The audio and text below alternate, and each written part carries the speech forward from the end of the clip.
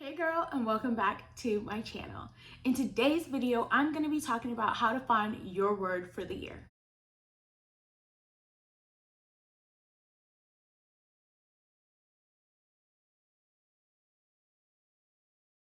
I don't know if you already have your word for the year or if this is something that you even do, but honestly, since rededicating my life to Christ, every year he has given me a word, a phrase, that's going to be the focus of that next following year coming up. Every year when I receive the word for the following year, that word really becomes a foundation to me. It becomes like a glue. I run to it and it always is the center or the focal point of my entire year.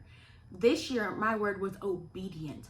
And when I found myself straying or doing things like not recording and just not being faithful, I knew my word was obedience. So that regrounded me, in everything that I've tried to do has been done in obedience, because I knew that was the word for 2022. I even made a phone background and I put it as my screensaver, and it was obedience, and it had the definition. And when I would look at my phone, I knew my word for the year was obedience, and it always reminded me, in all things, be obedient. That is your focus for this year. Even when I do it afraid, even like being back on YouTube when I'm trembling, I just know that I am called to be obedient. So if you have not found your word for the year, girl, you are in the right place. The first thing that you're going to want to do to receive your word for the year is pray.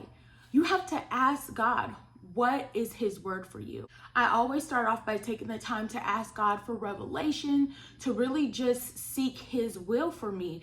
A lot of times, a lot of people, they make plans, they make their New Year's resolutions, and they do not include God. But the very first thing you want to do is take it to God and ask him to reveal to you what is the word, what is going to be your focus for the next year coming.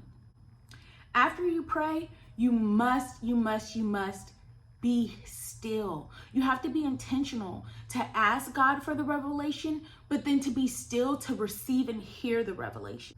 Once I pray, I sit in silence and I just wait and I ask God to speak to me. It really took me a lot of time to practice not to overthink it, but I write down the first word that comes to mind, because I found over the years that I would write down 2 or 3 words and I would second guess the first word that came to mind, and almost every time that first word was the word and he would confirm it to me. So once you pray, then you sit still, begin to listen, and write down the first thing that comes to mind. After you write that thing down, after listening, you're going to pray again. You're going to pray and ask God for confirmation. You're going to thank him for speaking to you. And you begin to observe. You have to really be intentional when you're doing this.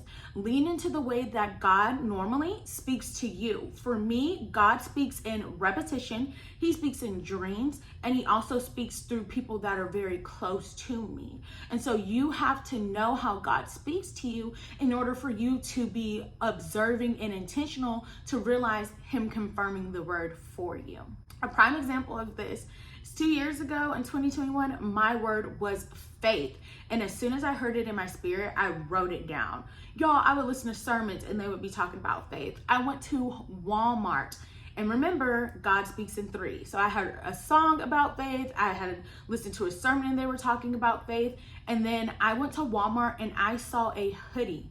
It was red and it had faith written out on it. And it had all these words that were related to faith. And it was just like radiating to me. And I knew that that was a final confirmation that faith was going to be my word.